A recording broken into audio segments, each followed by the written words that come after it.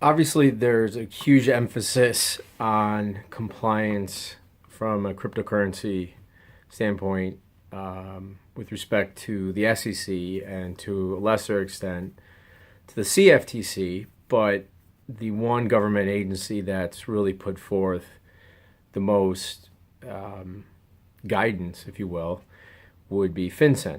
And I've talked about money service business registration in the past, and FinCEN is the government agency that is dealt with enacting the tenets of the Bank Secrecy Act and overseeing money service businesses. And so FinCEN has put out guidance that sort of defines the players in the cryptocurrency market. And those three players are users, administrators, and exchangers. And so a user is someone who uses virtual currency or cryptocurrency to buy and sell goods. And FinCEN's come out directly and said that a user is not a money service business, not a money transmitter, and hence a money service business. An exchanger is one who deals in the exchange of cryptocurrency, the buying and selling of cryptocurrency in exchange for real or other virtual currencies. And in most cases, FinCEN has found that a exchanger is a money transmitter and thus a money service business and subject to registration as a money service business. Then finally, an administrator, which is the interesting sort of element here, is a party that issues virtual currency and has the ability to redeem that virtual currency.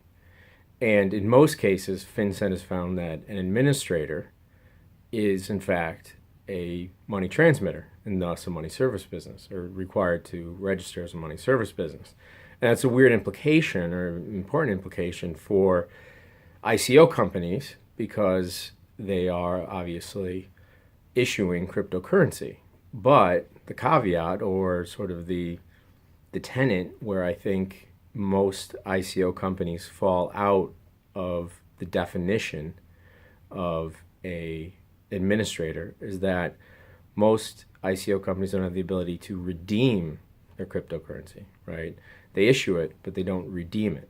So therefore, they wouldn't fall into that definition of money transmitter. So, it's a very strange implication because there are some ICOs out there that, have this innate ability to redeem, whether through conversion or some other mechanism, the cryptocurrency that they've issued and sold. And technically, by the book, according to FinCEN, you are a money transmitter and you need to register as a money service business or face severe fines, penalties, and the like. That's sort of point one that people, I think, overlook. Point two is, how do you sort of fall outside the ambit of this if you are a speculator, right? Let's say I'm an individual who engages in the buying and selling of cryptocurrency or the arbitrage of different cryptocurrencies for my own account. FinCEN's come out with a decision that actually exempts such activity from the definition of an exchanger, which across the board is almost always a money transmitter and thus required to register as a money service business.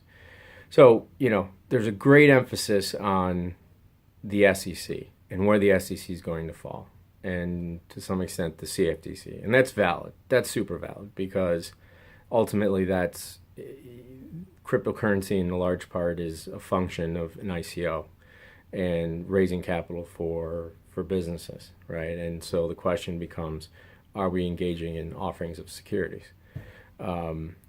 And that's another discussion for another time. But what is codified, what is real, what people overlook, in my opinion, my humble opinion, for what it's worth, is FinCEN and their money service business registration and the money transmitter laws that are associated therewith. So it's definitely something to consider and definitely something to check out, depending on what player you are within the ecosphere of cryptocurrency. So check me out, tracyfirm.com.